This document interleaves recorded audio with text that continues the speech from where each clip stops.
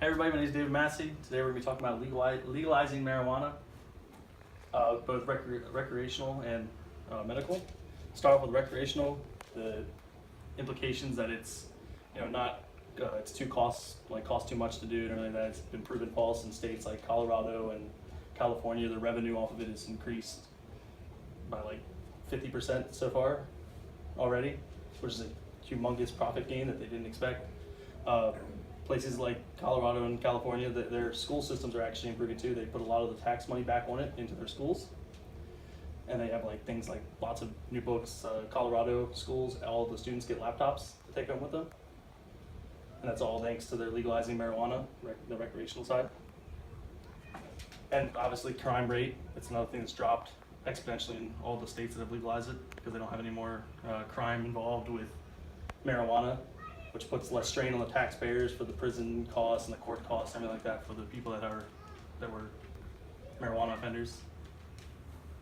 So that's just one side of it. It would help help the taxpayers basically, just to legalize it. There's no reason it shouldn't be, but the government likes to say that it would cost too much to legalize it. They wouldn't be able to effectively tax it, and then obviously the states have already proved that false.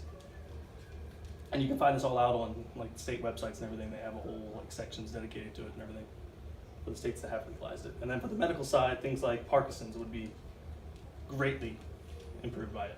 They've done tests. You can find these tests in many medical journals where they've tested people with Parkinson's. The people that have smoked it have immediately felt they don't have jitters. Their joint pain is significantly decreased. And they don't have the bad side effects that big pharmacy drugs, like pain pills and stuff like that have. It's more effective to smoke marijuana than to take the drugs that we've been told are good for you. Now, obviously, there are some side effects. They have found it. Some people that smoke, they get hallucinations and stuff. That is a thing that can happen. Medical journals have cited that. Some people do get a little memory loss. It's happened, but that's just from smoking it. They've also tested CBD oil, testing just the oil part of it, and none of those same side effects are involved with that. So that right there, this can cure things. They're not cure things, but treat things like Parkinson's. Restless leg syndrome was on the list. People with just Crohn's disease, depression, yes. Depression's another big thing. Glaucoma, yep. All kinds of medical issues could be solved with CBD oil or allowing people to take marijuana medically.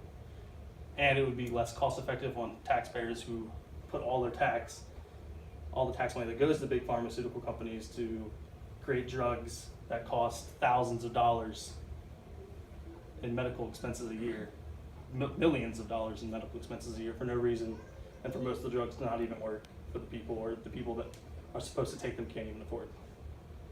Places like California, the medical marijuana there, it's covered by them. They don't even have to pay for it. It's just they have a little card, they get in, they get their marijuana for free. And it's cheaper than using their health insurance, going to a pharmacy and having to pay a copay of $150 for an insulin shot. That was another thing. Diabetes was shown to be, people that smoke were shown to have lower diabetic rates. Just all in all, legalizing marijuana is it's the right decision. So, like I said, you can find all this out on medical journals or state websites. The studies are there. There's no reason not to. The only people that don't want it legalized is the federal government, because they want to keep getting their tax money from the big pharmaceutical companies and stuff like that. So, that's it.